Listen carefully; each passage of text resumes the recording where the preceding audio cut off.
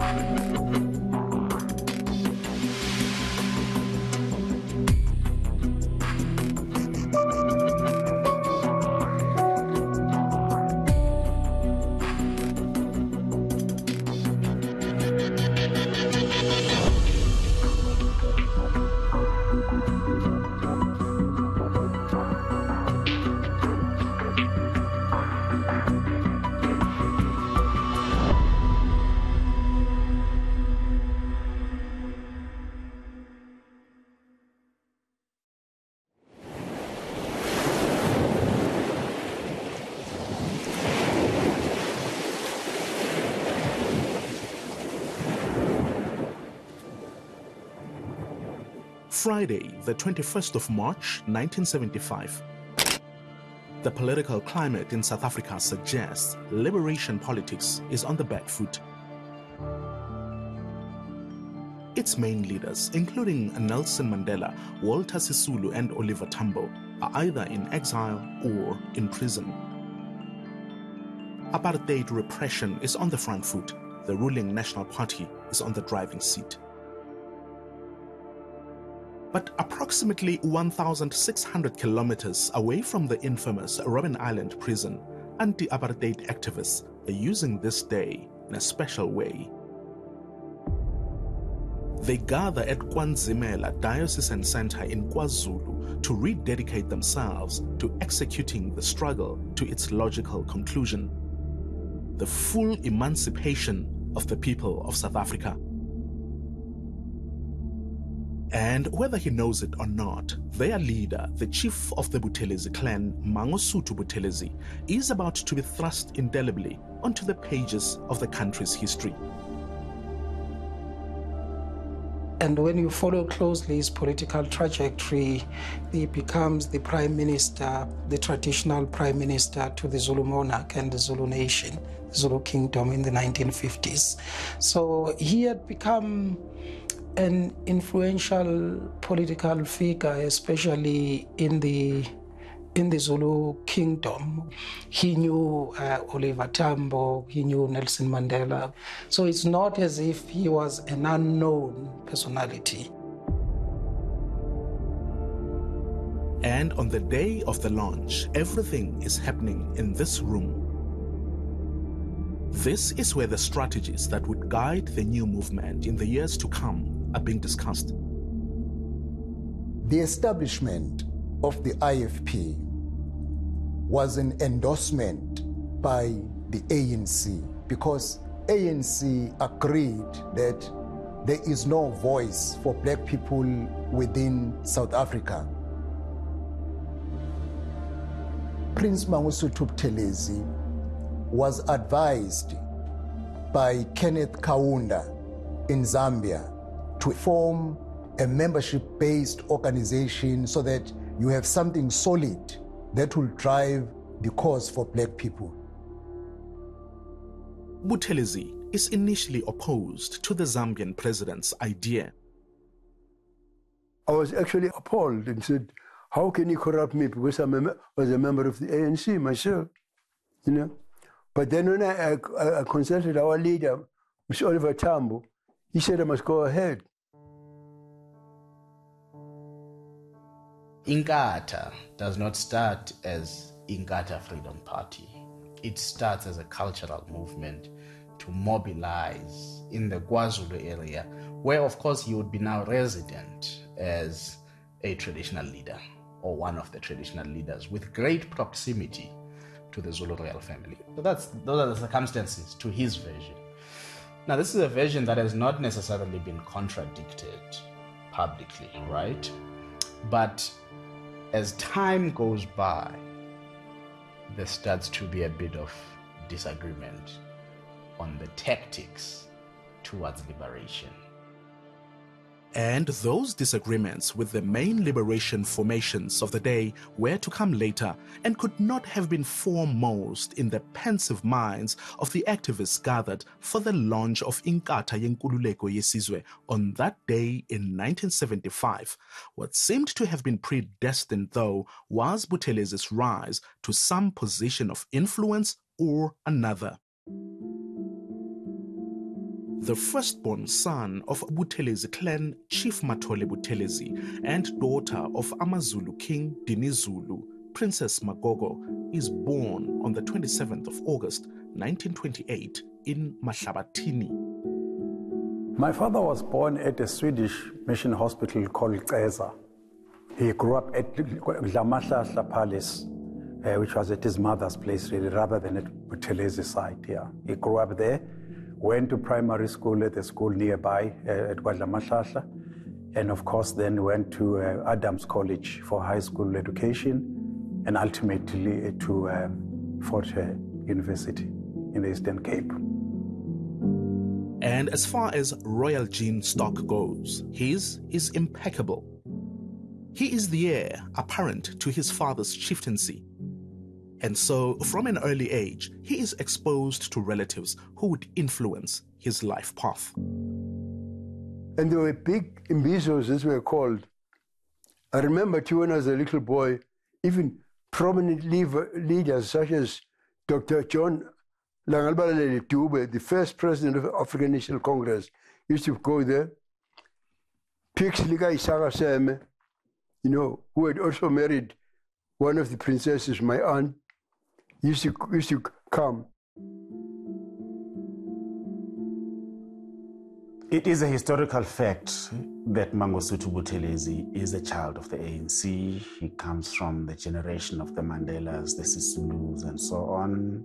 He was a university activist alongside them. And he comes from ANC stock, even historically within his own family. So whether it's uncles, his biological father and his mother and so on, those are people who had a role somehow in the struggle. But particularly his uncles, they were very much a part of the struggle of the foundation of the ANC and the growth of the ANC. So that is where Mangosuthu Buthelezi comes from.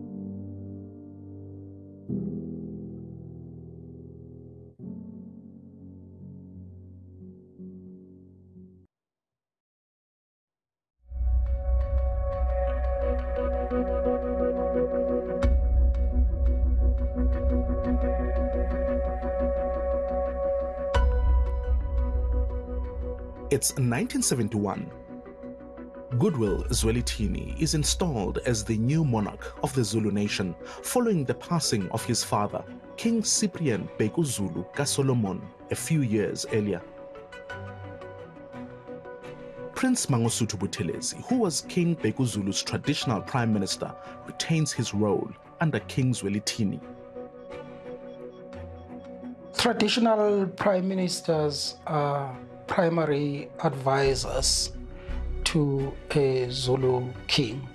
They've been there, since the founding of the Zulu kingdom. Whenever the king wants Zulus to assemble, I announce when he wants the Amakosi to come, I tell them. When he wants me to convey anything to the nation, I do so through Amakosi. Those are my duties. But I would say that even matters concerning his own family are always involved. At the same time, we should not underestimate the role that his education has played. People like him were called New Africans, because they were educated. So I think the combination of tradition and modernity, to use that expression, has been quite useful in the role that he has played as traditional prime minister to the king. At the same time, Buthelezi is now the chief minister of KwaZulu. Known as the Bantustans or homelands, these are areas in various parts of South Africa that the ruling National Party set aside for the black citizens. The apartheid regime passed a law called the Bantu Authorities Act. According to this act, they would approach each clan and say, do they want to have a tribal authority and then a regional authority for the district? And ultimately, this was going to become a territorial authority and later a government of the Zulus. I think we're the last ones to conform. In fact, some in government didn't want him to become the chief minister of KwaZulu. They preferred the king, to have an executive role, King Zwelithini, because they thought perhaps they could control him. In the case of Buthelezi, it was different. They thought he was vocal in his opposition to apartheid, even though he was operating within the system of homelands. He wanted to have the best of both worlds. And of course, the entire project of Bantustan's homeland system, the idea was to divide the majority black population into multiple minorities and say, no, Xhosa, Zulus and whoever, they have their own homeland, they have their own states, so they don't belong in the union. The union is for whites, they are here to work. And so it was meant to give legitimacy to that balkanization of South Africa.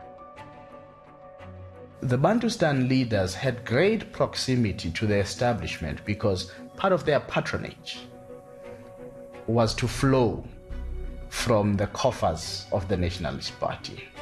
So the connections, for example, between the KwaZulu police, which would have been part of the KwaZulu area where he would have had power, are very close. Sometimes they receive training, they receive remuneration and all of these things from the Nationalist Party. But in the eyes of his political party, Buthelezi, unlike other Bantustan leaders like Kaiser Matanzima of the Transkei and Buputatswana's Lucas Mangope, is merely implementing ANC policy. Prince Mangosuthu Buthelezi was deployed by the ANC to become part of the self-governing territory which was Zulu government then. They requested him to block apartheid from within. I think it is a lot more complex than that. What perhaps the point that he doesn't make and some of his supporters do not make is that there were a large number of black people, some of them pretty young, who instead of participating in the system chose to go to exile. That was an option that was open to him too. So he decided to participate in the system. Whether that was a right call or not, I think history will have to decide that.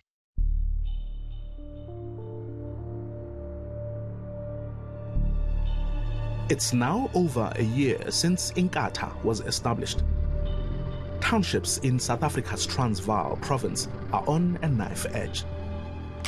Student organizations in Soweto take part in an unprecedented strike at schools over the imposition of Afrikaans as a language of instruction. But the student uprising, as well as the ANC and PAC's approach to ending apartheid through an armed conflict, don't enjoy eNCA's support. The IFP believed in a non-violence strategy because it was clear that South Africa at that time was a heavily armed country. There could be no way of an armed struggle to be successful within the borders of South Africa. Inkatha and anti-apartheid activists are pulling in different directions. In certain liberation circles, Mangosuthu Buthelezi is fast gaining notoriety. This becomes evident in the town of Graaff-Reinet in 1978, the day Pan-Africanist Congress founder and anti-apartheid icon Robert Sobukwe was laid to rest. The crowd basically was turning on Buthelezi because Buthelezi was now seen to be who he really was, and it actually turned very ugly. And they wanted to beat him up because they realized then that he was a sellout.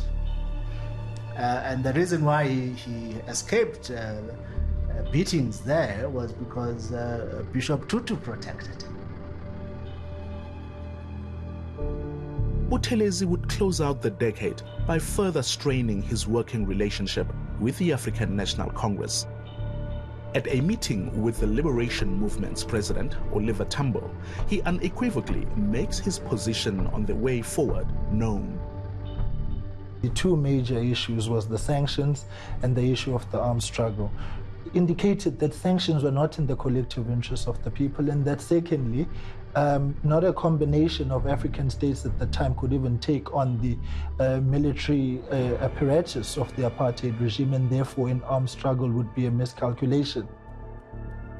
You might come together and stand together in terms of rejecting racism, apartheid, colonialism, but you then might part ways when it comes to the solutions.